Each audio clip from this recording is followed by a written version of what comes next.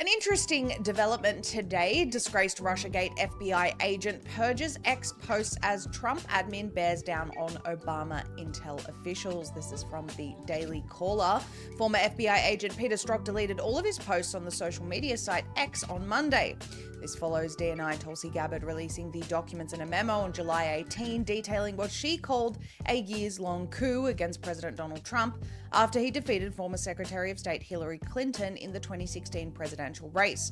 Strzok had been a key player in the unfounded allegations that Trump's 2016 campaign colluded with Russia, including intervening to prevent the FBI from closing a probe into retired Army Lieutenant General Michael Flynn, who was Trump's first national security advisor in his first term. Well, the deletion of the posts comes following Gabbard's referral of the documents to the Justice Department for Criminal Investigation, with former FBI Director James Comey and former CIA Director John Brennan among those named as potential targets of a Justice Department strike force.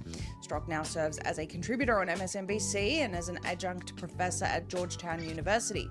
Since his firing, Strzok has repeatedly appeared on MSNBC to defend not only his performance, but also to regularly target Trump for colluding with Russia. Special counsel John Durham released a report May 15, 2023 that found that the FBI did not and could not corroborate the claims from the since discredited Steele dossier, which was used to obtain warrants to monitor communications by associates of Trump during the 2016 campaign.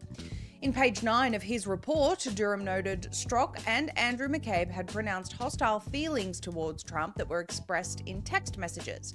The FBI fired Strzok on August 13, 2018, over text to FBI attorney Lisa Page, who Strzok had an affair with, in which Strzok disparaged then presidential candidate Donald Trump while investigating alleged collusion between Trump's campaign and Russia.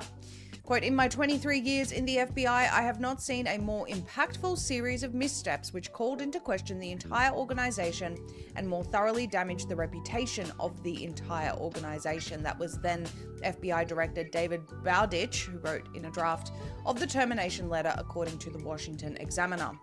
Strzok did not immediately respond to a request for comment from the Daily Caller News Foundation, sent via the Communications Office of Georgetown University, where he teaches a course in counterintelligence and national security. Now, people may say, well, we'll just go onto the Wayback Machine, onto the Internet Archive, and retrieve his posts. Except, remember how Wayback Machine went down, the Internet Archive just all of a sudden, after years of functioning, just wasn't working anymore recently?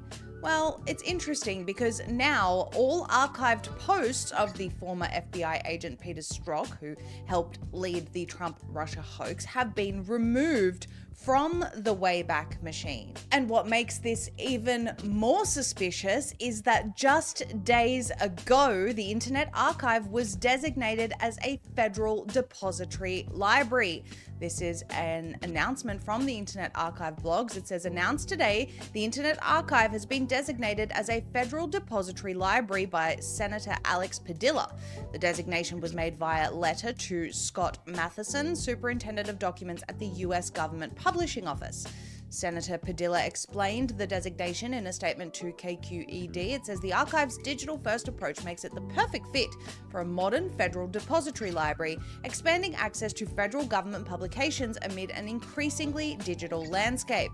The Internet Archive has broken down countless barriers to accessing information, and it is my honor to provide this designation to help further their mission of providing universal access to all knowledge. Access to all knowledge, except Peter Strzok's tweets, of course. Now, the question is, who is really responsible for this? Well, each US senator has the ability to designate up to 2 libraries within their state to serve as federal depositories. These requirements include the capacity to provide free public access to government documents and maintain collections in accordance with the GPO standards. Padilla exercised this authority by formally designating the Internet Archive, based in California, as a federal depository library through the letter to Scott Matheson. But short of a technical problem or some sort of convoluted national security risk excuse, these records should still be up, should they not? This all points to something very fishy, and the public should know who's responsible for wiping history. Potentially very important information. Why did they wipe it? And what is going to come of this?